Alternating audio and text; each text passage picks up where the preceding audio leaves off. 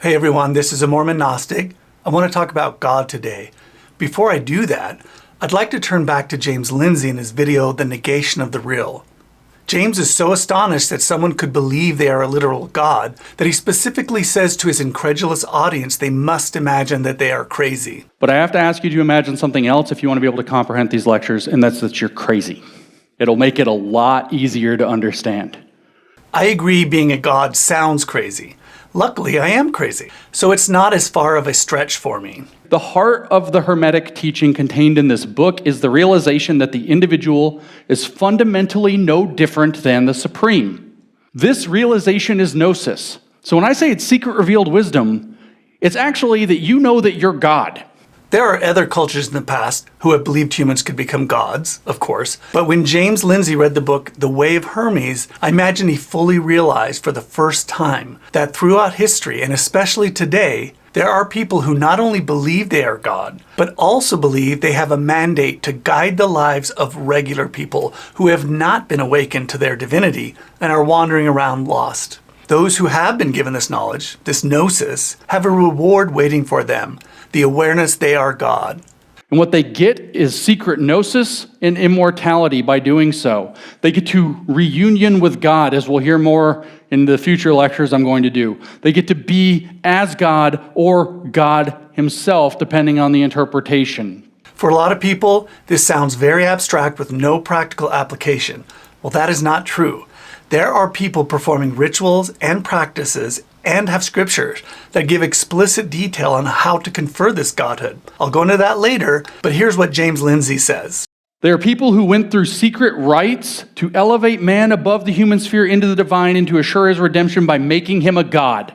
Well, James, let me introduce you to the Mormons, a secretive Gnostic initiation religion that believes humanity's birthright is godhood, and there are practical ways to achieve it.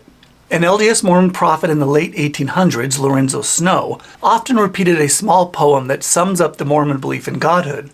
As man now is, God once was. As God now is, man may be.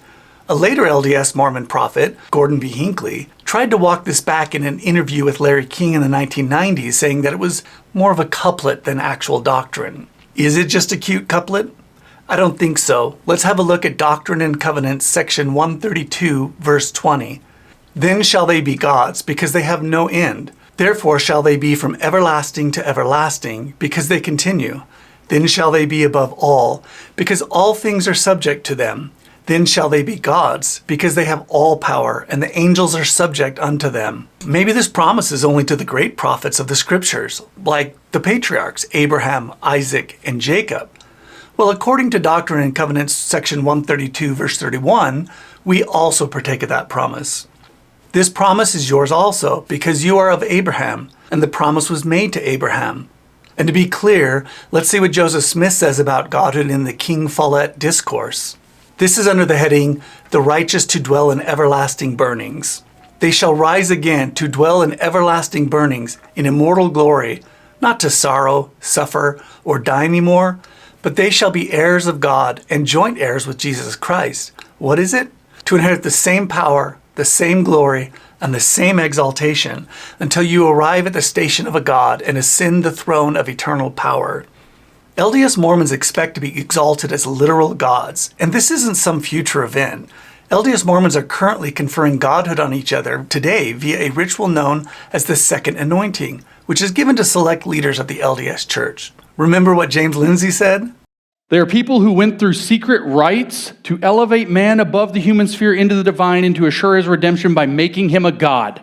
This is happening now in a well-known, public-facing, relatively benign religion like the modern LDS Mormon Church. I promise you, it's happening in the secret, hidden, modern Gnostic religions too. Believing you are a god leads to moral decisions that are often not in the best interests of normal people, and this is what James is warning about.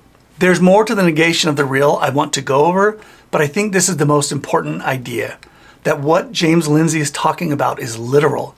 I know he says that several times, but let me state that again. What he's saying is literal. There are people in power who believe they are God and are ruling as such. But I have to ask you to imagine something else if you want to be able to comprehend these lectures, and that's that you're crazy. It'll make it a lot easier to understand.